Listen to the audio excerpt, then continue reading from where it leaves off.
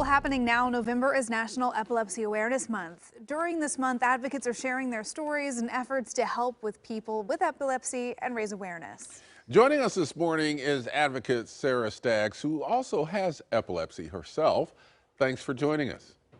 Thanks for having me so much. Tell us about how common epilepsy is. Over 3.4 million people in the United States alone have epilepsy. 50 million people worldwide have epilepsy, and about 1 in 26 people will develop epilepsy in their lifetime. It's the fourth most common neurological condition in the US, so it's pretty common. That's, yeah, more common than I realized. Well, what exactly does it mean to have epilepsy? When we talk about someone having epilepsy or having seizures, what are we talking about? So we all have electrical activity in our brain. That's what helps us move and what helps us talk. When you have epilepsy, you have periods of abnormal electrical activity in your brain, and those result in seizures. So seizures can be anything from falling to the ground, which you think of, right? People unconscious, jerking around, to people just staring off into space and seeming not to pay attention. Sometimes seizures manifest as walking around a room, picking at your clothes, smacking your lips. So there's all different kinds of seizures, but they all are a result of the abnormal electrical activity in your brain. Well, how can you help someone who's having a seizure? If you see someone exhibiting those symptoms that you talked about and you know that they have epilepsy, is there anything I can do as an observer to help?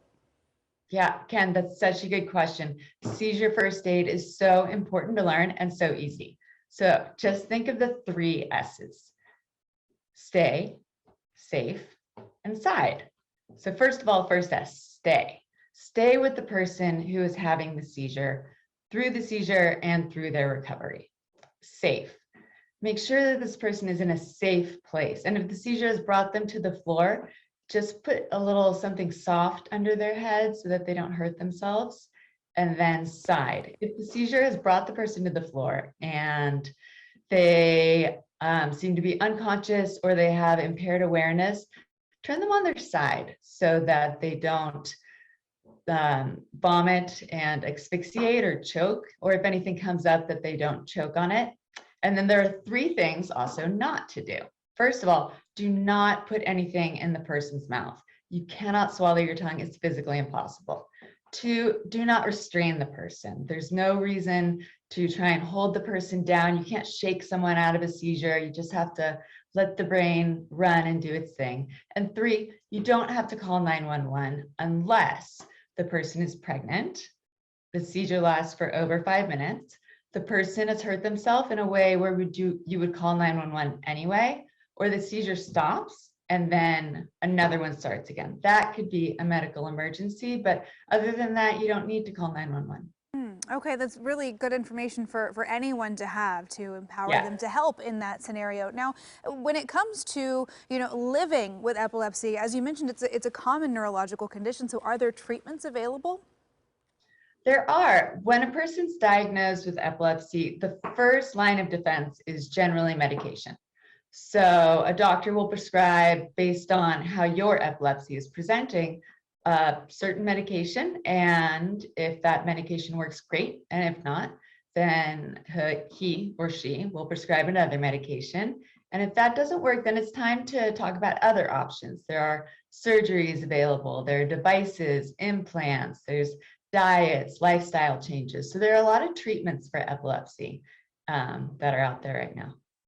Well, we're almost out of time, Sarah, but where can people find out more information?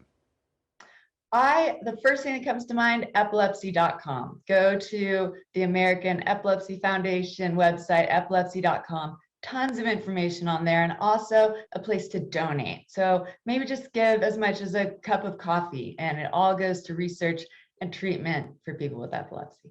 Well, this is all really great information. Thank you so much for helping us spread that message during this National Epilepsy Awareness Month. Sarah Staggs, thank you for joining us this morning. Good to talk with you.